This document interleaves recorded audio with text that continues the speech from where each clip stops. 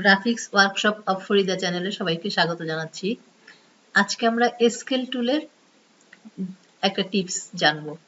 Scale corners এটা নিয়ে একটু কথা বলবো। তো আমরা শুরু করি। প্রথমে আমি একটা রেক্টেঙ্গেল বা যে কোনো একটা অবজেক্ট ড্রয়িং করতে পারি যার মধ্যে কর্নার আছে, মানে কোণা আছে। তো এখানে এই রেক্টেঙ্গেলে আমার 4টা কর্নার আছে। এখন আমি যদি একটু ভেতরের দিকে টান দিই, এই কর্নারগুলি একটু রাউন্ড আকৃতির শেপের হয়ে যাবে।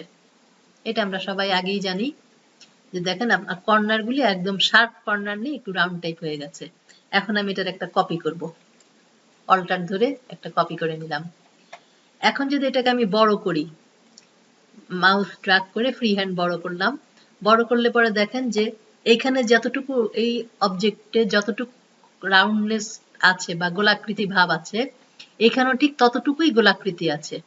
এই গোলাকৃতির অংশটা বাড়েও নাই কমেও নাই, অর্থাৎ রাউন্ডনেসটা বাড়ে নাই বা কমে নাই, চেঞ্জ হয় নাই, একই রকম আছে।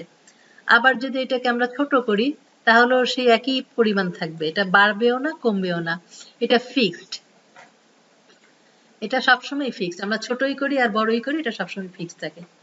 কিন্তু এবার আমি আরেকটা কাজ করব, এবার এটাকে আরেকটা কপি করি। অল্টার ধরে এখানে নিয়ে আসলাম। এবার আমি একটা কাজ করব, স্কেল টুলে ডবল ক্লিক। ডবল ক্লিক দিলে যে অপশন বারটা আসবে সেখানে এখানে স্কেল কর্নার্স, এখানে আমি একটা ক্লিক করব, এটা চেক করে দিব, তারপর ওকে। এবার আমি এটাকে বড় করব, এটাকে যদি বড় করি তাহলে দেখেন কিরকম চেঞ্জ হয়। এটাকে বড় করার সাথে সাথে দেখেন কর্নারটা আরো বেশি, এটা অবজেক্টটা যখন বড় হয়েছে তখন কর্নারটাও রাউন্ডনেসটা ততখানি বেড়েছে, অর্থাৎ অনুপাতটা সমান আছে। অবজেক্টের সাথে এটার গোলাকৃতি ভাবটাও সমানভাবে বৃদ্ধি পেয়েছে। আবার যদি এটাকে আমি কমিয়ে দেই, ছোট করে ফেলি, তাহলে দেখেন এখানে কর্নারটাও কমে গেছে।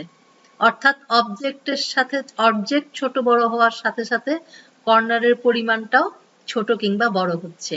যদি জানা থাকে তাহলে খুব ভালো, না জানা থাকলে অনেক সময় সমস্যায় পড়তে হয়। তো আশা করি সবার কাছে ভালো লেগেছে।